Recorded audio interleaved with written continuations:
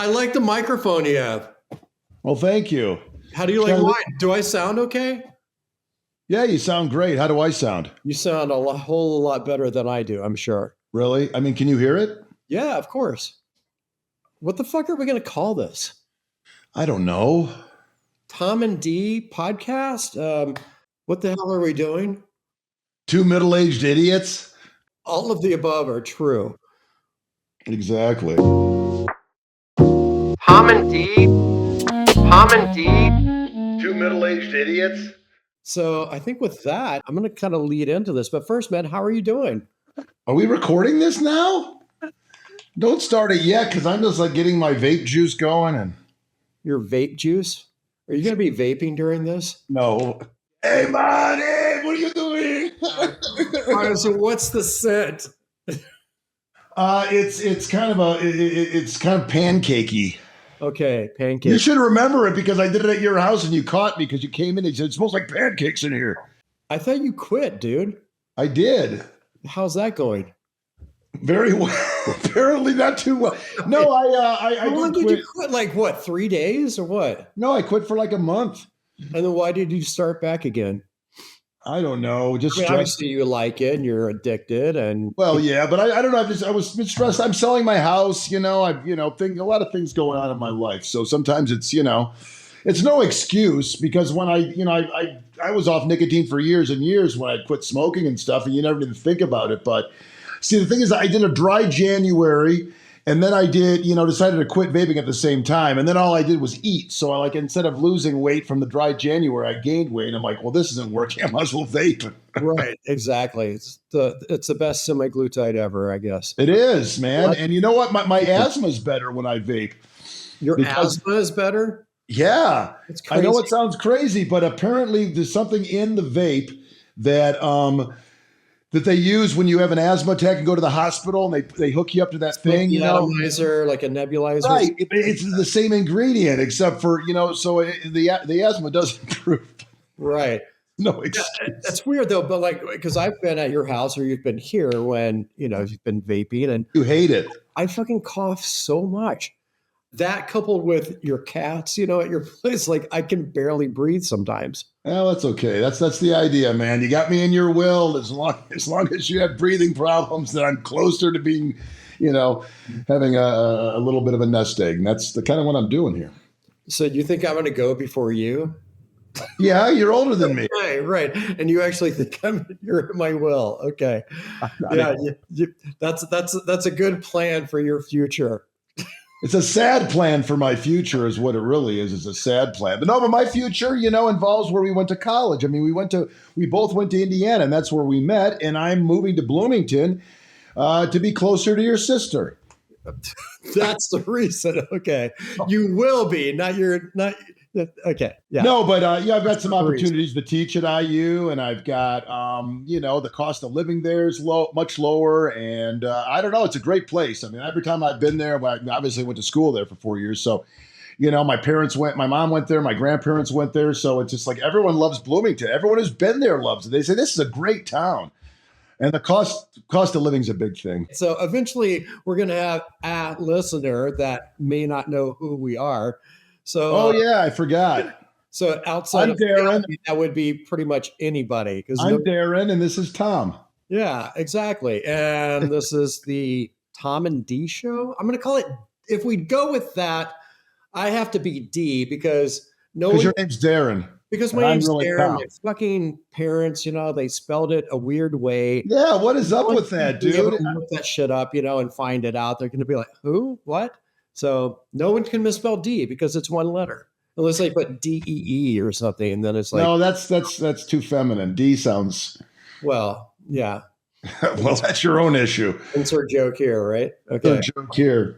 Yeah. So, okay. So no, we like I said, we've known each other since I guess we met at 19. Well, probably before that because you were like the king of the theater department, building sets and doing all this stuff, and I was just a lowly sophomore in there, trying to take an acting class. And I remember running into you and thinking you were a real cool guy. And actually, your mom was the manager of the apartment complex that I lived in. That's right. And she said, "Oh, my friend, my son Deren wants to do this video. I know you're in telecom or media school. Maybe you could help him. Can I give him your number?" And next thing you know, you came over to talk about your project, and we ended up just hanging out for like the next year.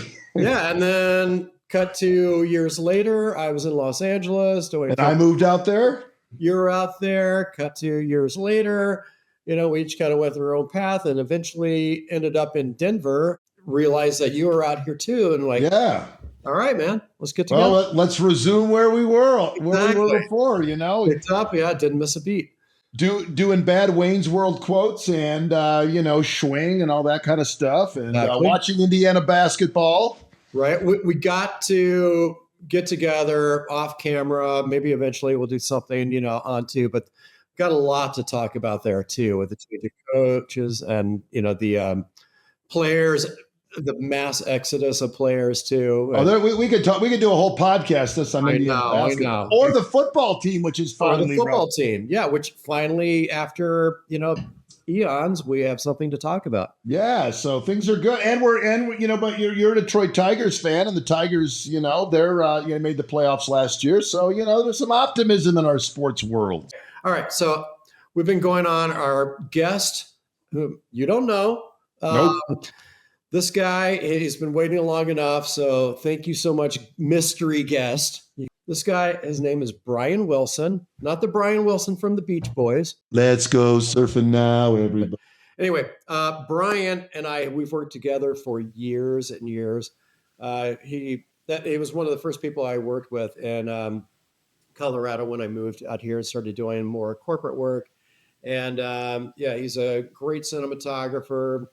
Great editor. He then moved out to California for a while, recently moved back a couple of years ago, and we've been working together since. But then just recently, kind of a slow transition out of Denver, moving back to the West Coast, and working a lot with, I don't want to say who yet, I'll let him decide because I don't know if he has NDAs involved and what he can talk about, but and Carrot Top only, he likes to keep things under covers. I mean, I don't think that anybody knows that reference of Carrot Top. All right. Oh, people know who Carrot Top is. Do they? Okay. Yes. Anybody under the age of 40, or do we even have an audience? I don't know. We don't have an audience at all, except for the people out here. So. Yeah, we know who Carrot Top is. That's all that matters. Right. All right. So so this guy, he's producing lots of podcasts, and actually some of the things that we're going to be talking about on this show, I think anyway, because I don't know what the hell we're doing, it's kind of what we know about as entertainment and business, and the business of entertainment. I don't know if that sounds right, but. Without further ado, Brian Wilson. Yay! Insert applause here, Brian. Golf clap. Do you have the controls? All right. So Brian is producing this show, essentially, too. He is. At least this first episode until we figure out what the hell we're doing. So, Brian, how are you? Hey, I'm good. How you guys doing? Good, thanks. We're well, thank you. Professional here. You got the earphones on. You got the mic, everything. I don't know what I'm doing. I'm just trying to look professional. Yeah, you got the great, virtual background too. Yeah, the kitchen. This is real. What are you talking about? This ain't virtual. I swear to God, it is. No one would select that as a virtual. I know. I was going to say this is the kitchen from the 1980s. Right. Exactly. All right, Brian, how are you, man? Good. Just hanging, doing some editing today, and appreciate you guys having me on. What are you editing? What are you doing? Coincidentally, podcasts. So between my main client, MeatDad, and another one, Rost Architects, just couple shows. Some about meat, some about buildings. So, all right. Tell us about MeatDad, because when Deren mentioned it, I had heard it, but I didn't really know much. I figured, why ask Deren? Ask the guy who works directly with the daddy of meat. So ask him. What do you want to know, Tom? Well, who is he? What's his deal? How many people are listening to his podcast? I mean, his story a little bit of self-promotion for your show. Yeah, so his name is Tony. He goes by MeatDad, and he's a butcher turned social media influencer. So couple years ago. He was doing less butcher stuff and being more of a stay-at-home dad, and he started posting some videos about some tips and tricks that he had for, I forget what the first one he posted, but essentially what he'll do is teach people, instead of getting these nicely trimmed steaks, get this big piece of meat, cut it up into steaks, and make some of it into ground beef or stir fry and save money, or even repurpose the fat for stuff like tallow. So it's like one of those things that. like where you buy like a half a cow kind of a deal, and you just kind of get a deep freezer. And I mean, that's the big scale, but I mean, some of it is even just, hey, there's a rib, like kind of like what you would think of as a prime rib. There's just this piece of thing, but it's literally 5 steaks that if you just cut it up yourself, maybe it drops from 20 a pound to 14 a pound or something like that. Gotcha. And then if there's scraps, then you can, repurpose a lot of that stuff too. Make sausage or make ground something. Right. Exactly. That's cool. It's not just educational. It's like really entertaining too. He's got a great presence. Yeah. And I mean, even you could apply the same to, I mean, think about you're going to a party and you're in a rush and you want to buy a thing with 5 pieces of fruit chopped up and nicely presented. It's obviously going to be cheaper if you were to buy a whole melon and a whole, whatever it may be, and chop it up yourself, but it's just paying for that convenience. So it's the same kind of concept, but especially with grocery prices getting so high and specifically. So basically, MeatDad, he's got a sharp knife and a good sense of humor. He could be a moil. That's really all you need to be a moil. Oh my God. The first moil joke. Yeah. Well, here's the second one. They only work for tips. I love that one. It's a crowd pleaser. Right. Always a crowd pleaser. Yeah. You got to love the moil jokes. The moil. All right.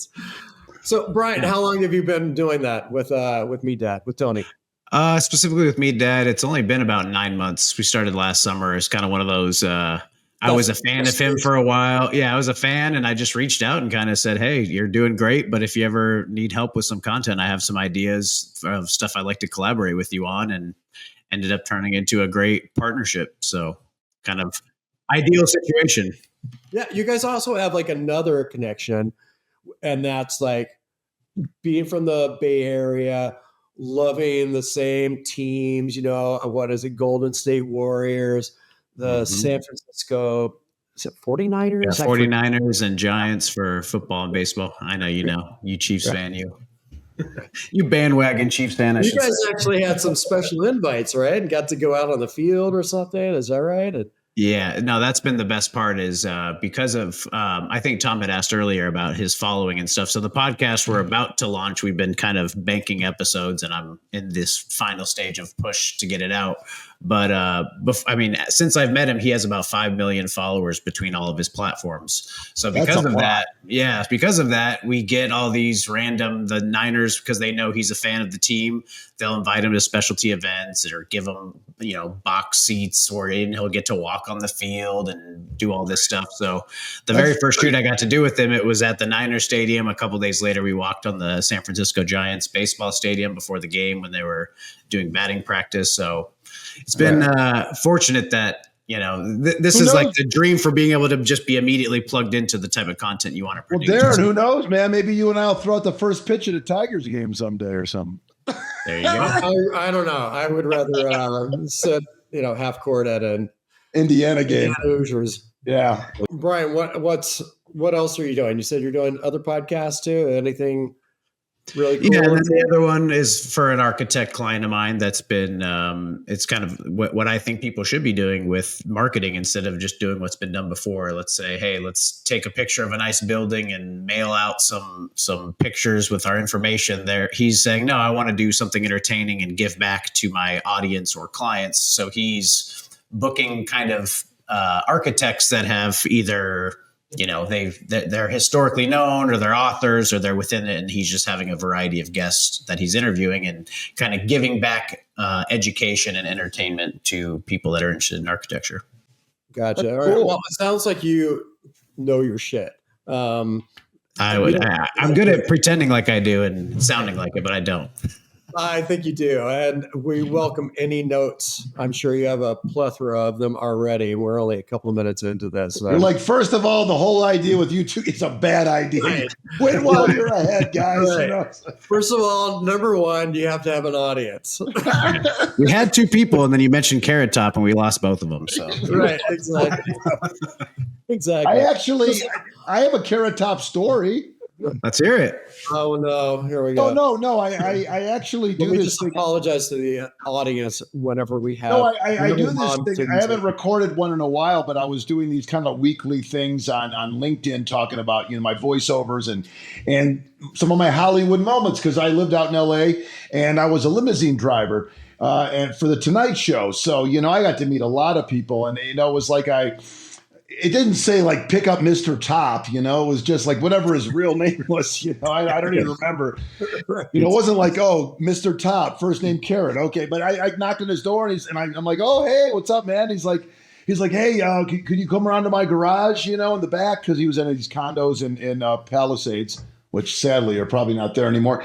And then I came around, and then he has this garage, and it's all just filled with his props, and he's like, well, what should I bring with me? And I'm like, I don't know. What's this thing? He's like, oh, this is a Bulls basketball, it has the tissues. He goes, we used to be good, and then he pulls up this other thing. This is a that, and he had all these props. So I'm like, well, I'm not going to design your show for you, but these ones look funny. This one. So he grabs them all, puts them in the trunk of the limousine, and I drove him to the Tonight Show. But that was before he had all the facial plastic surgery and before he buffed up with steroids. He was a little, he's a little bit more normal back. Yeah. I remember that look, like his face changing, but I don't remember him getting buffed up. Oh, dude, the guy Google him, dude. I mean, he's like fucking beefcake, dude. Because he had to for the sledgehammer. No, that was Gallagher, right? The sledgehammer on the watermelon. The other prop comedian, right? Gallagher. Gallagher's he's from Ireland, isn't he? I have no idea. I think he's from the UK somewhere. But anyway, no. So back to what you were saying. Pardon my Carrot Top interrupt. That's going to be the thing. Maybe we'll get Carrot Top on here one day, just to That's the dream.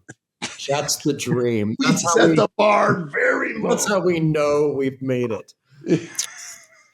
When Carrot Top joins us. All right, Brian. So what are we missing? What are we doing wrong here? I mean, I think you've taken the most important step starting. I think a lot of people talk about doing podcasts or record one or two episodes and get distracted. I think the best thing is just keep doing it, because you'll organically feel better. It's kind of funny. We just started this thing a couple of months ago with MeatDad on the podcast, and I was just editing one of our first episodes, and I just noticed myself being very nervous, where now, because I've done probably 20 of them, it just feels like you're having a conversation with your friends instead of feeling like you have to be on. Or sometimes you're not even thinking about it, but yeah. And that's part of why we are doing this too. It's like, it'd be great if this became, some big thing, but that's not what we're hoping for. Tom and I, we're good friends. We've had, we keep missing each other all the time. Well, because you're out of town a lot. Like we go to the same health club, but it's just like, I'll call I'm heading to the health club. He's like, I'm just pulling out, I'm like, Jesus, we miss each other again, Yeah, we were supposed to get together this evening, but couldn't do it. But anyway, hopefully we can get together before I leave again, next week. But, we just don't get to spend enough time together. So this is in part a way of doing the selfish way of spending time together, and hopefully, having some people, because when we're on the phone, we're always like, we're slamming on each other, having fun talking and stuff like that. So might as well do it here. Yeah, might as well record it. No, I was going to also slip in that I think one big thing is semi-consistency and for us, we do it every Sunday morning. And at first we have everybody on different time zones. So we were doing it at 7 a.m. on the West. And I'm like, that sounds rough. Every Sunday I got to be up and on at 7 a.m. But there goes your Saturday nights, buddy. Yeah, there's that. And then, but at the same time, it's funny. Like, I really look forward to it. And everybody within the group is like, you could tell, like some of them specifically, they're in the heat of having a bunch of young kids, and they're just excited to kind of escape into the garage on Sunday mornings and talk with their buddies, and as lame as it sounds, it's actually something really exciting to like look forward to weekly. Like, all right, get to catch up with my friends and hang out. And I hope that's what this turns into for you guys, even if it's every other week or once a month. It's just nice to have something or just one like, time keep you accountable. Part of this, of course, we're having fun. It'd be great if somebody learned something from this too. I don't want to like turn this into like some moment where we're pontificating and pretending to be like the top experts, because clearly we're not. Maybe you are, Brian, I don't know, but I'm like way down there. Here's the bottom. For yourself, buddy. Speak for yourself. People that want to get into it, and maybe it's not podcast, maybe it's something else than entertainment, or starting their own business. You went to film school, right? CU Boulder, was that right? Yeah. Yep. Okay. They don't teach the business side of it. They didn't teach it when I was in college. They don't teach it now. I've never heard of anybody that has any sort of business sense whatsoever, unless they've taken business classes or they've learned from somebody else. But like, what would you say, or what would you tell yourself, back when you were getting started and knowing what you know now? What sort of advice?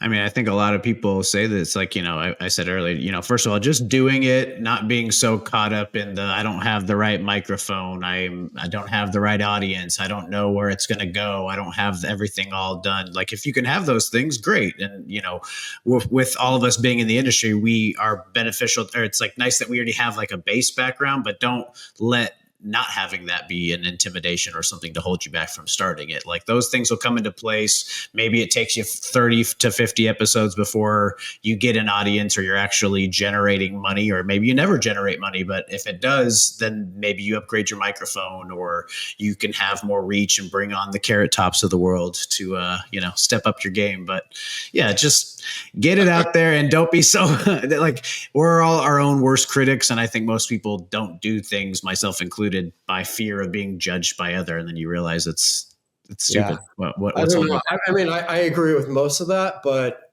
Tom's not his own worst critic. I think I'm far more critical of him than he is himself. I think so. Yeah. But you do sometimes call me One Take Tommy, because I do a lot of voiceover stuff for you, and rarely do we have to re-record. God, here goes the shameless plug. Right, the shameless plug, fryonthefly.com for all your voiceover needs. Jesus. All right. Well, Nice. Deren is, I don't know if you know this, but Deren won an Emmy Award, not like the local Emmy, but like the big one. You can't do that. What, you went like that?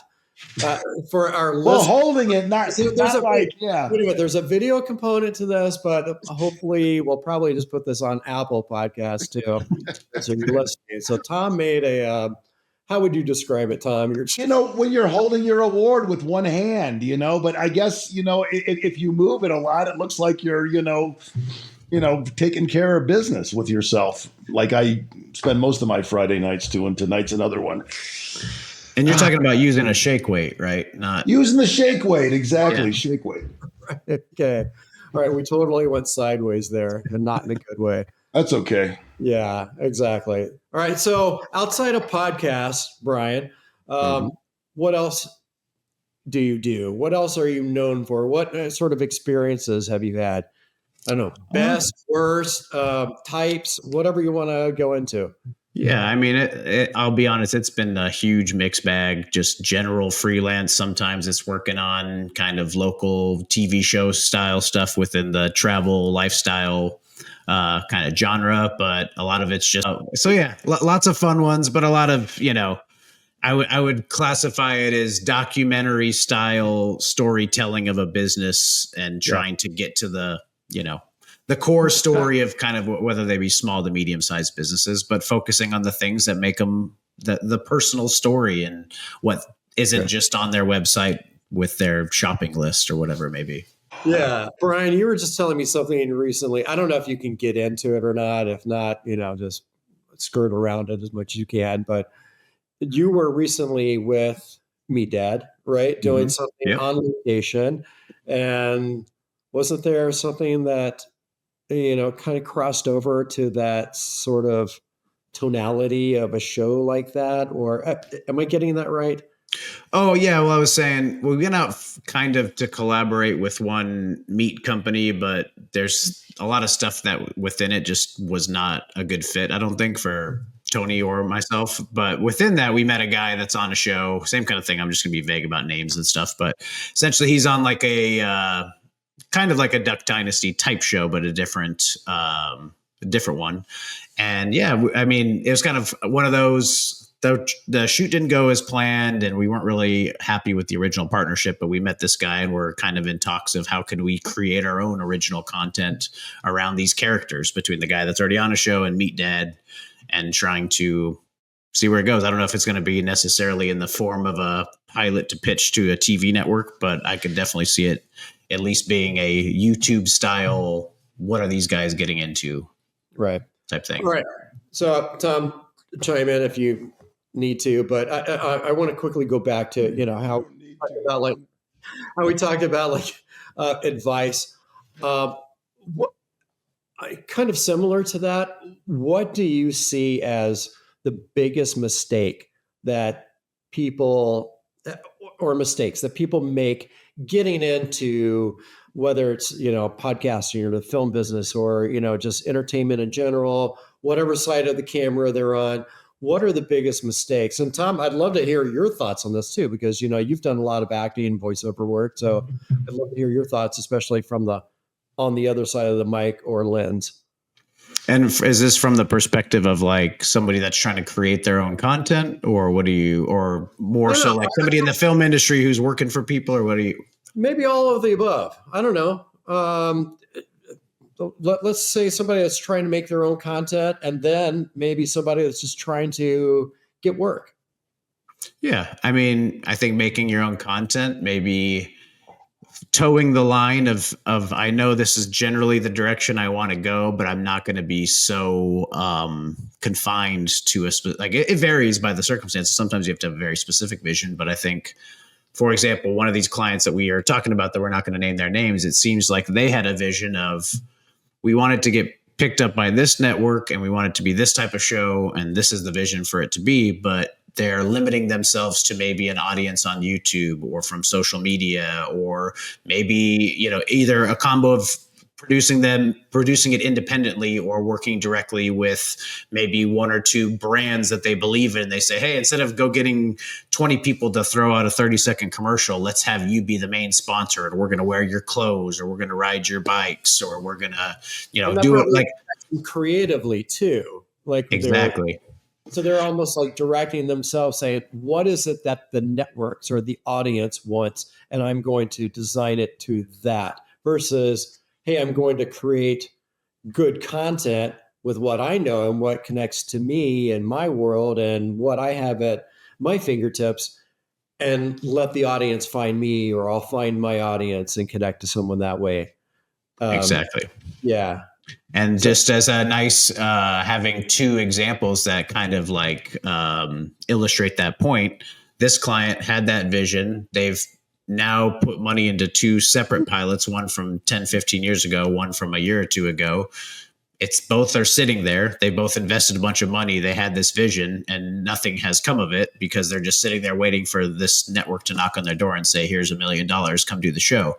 Then you take MeatDad, who's the exact opposite, just started doing it on his phone, posting. Now he has his heroes knocking on his door and saying, please come to the 49ers game. We want you to have fun and sit in this suite with your wife and go enjoy yourself and walk around the field beforehand. And he's doing things his way.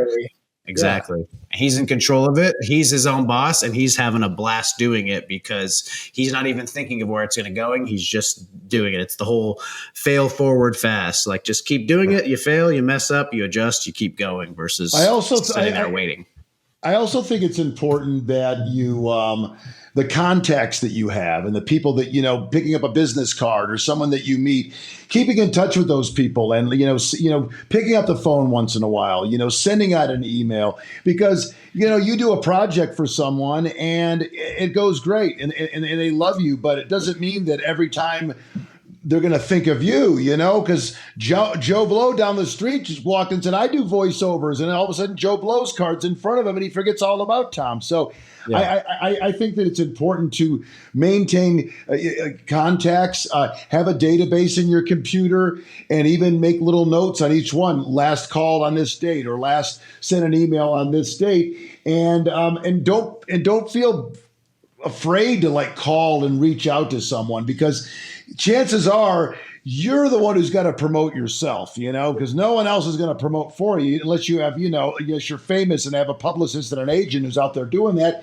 Most of us just got to kind of fend for ourselves. So I just think it's important. And I noticed that when I, like LinkedIn as an example, if I get some young kid who reaches out to me and, says, hey, I'm interested in getting into voiceovers. I'm graduating this year from X school or whatever. You have any advice for me? Someone like that, it's like, man, who knows where this kid's going to be in 10 years? It's kind of like, absolutely, man, make yourself available. And even if you're not making a lot of money, if someone asks you to do something, and if you do something, make sure it's your best work. That is 100% right, no matter what it is. Right. It might be a $10 job, but it's saying that $10 job has your voice with it, your name on it, your production company attached to it, whatever. So everything that leaves your studio should be your best stuff, because you never know who's going to see it. Yeah, and there's no parentheses below your credit that says, hey, he only had X amount to work, right, and a certain amount of time. So he only got paid $20, so don't pay too close of attention to the quality. Exactly.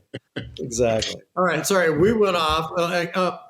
Brian, any horror stories, worst job ever? And it can't be one of mine. And it can't be that when you had to clean. No, it can't. When you had to clean out porta potties after that chili festival. That one is not out.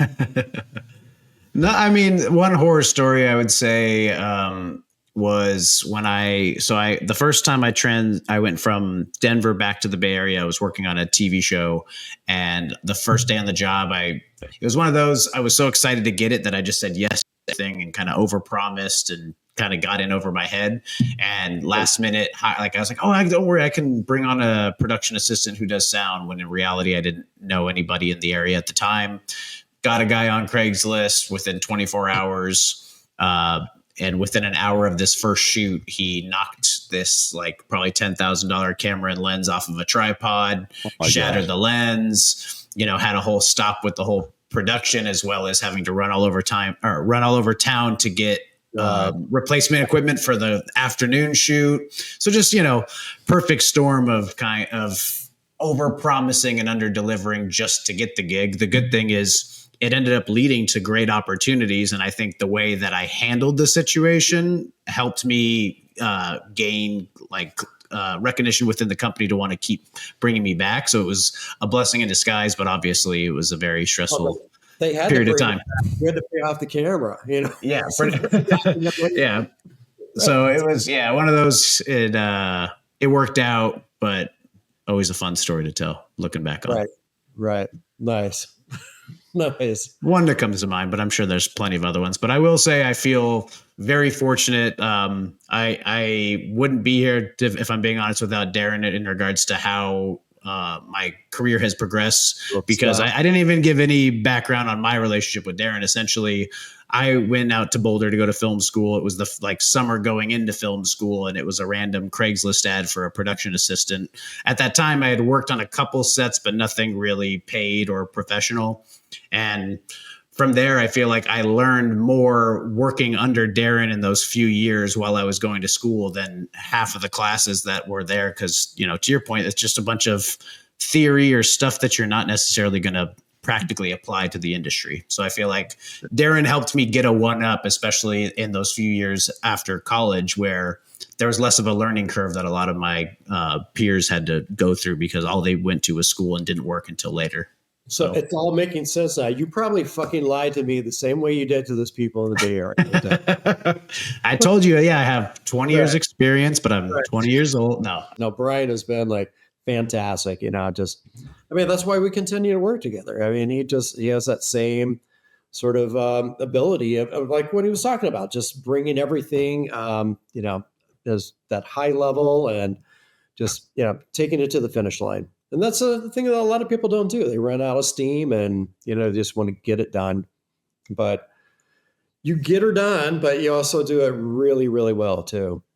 And sometimes, like, I look at it like when I do, because I do a lot of auditions. I've got like 5 agents, one in the East, West Coast, Midwest.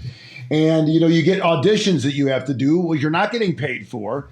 And I end up spending a lot of time on these, sometimes a half an hour on an audition, because it's kind of like, I want them to hear what it's going to sound like on their final commercial or on their project. I don't want to have breaths and mouth noises and mistakes or, something. Oh, it's just the audition. Who cares if it, no, I care, man. I want them to say, wow, that sounds great. That studio sounds great. His voice sounds great. His editing sounded great.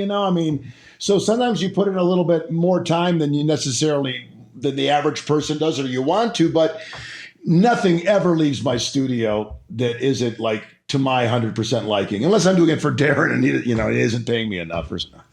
Which is all the time.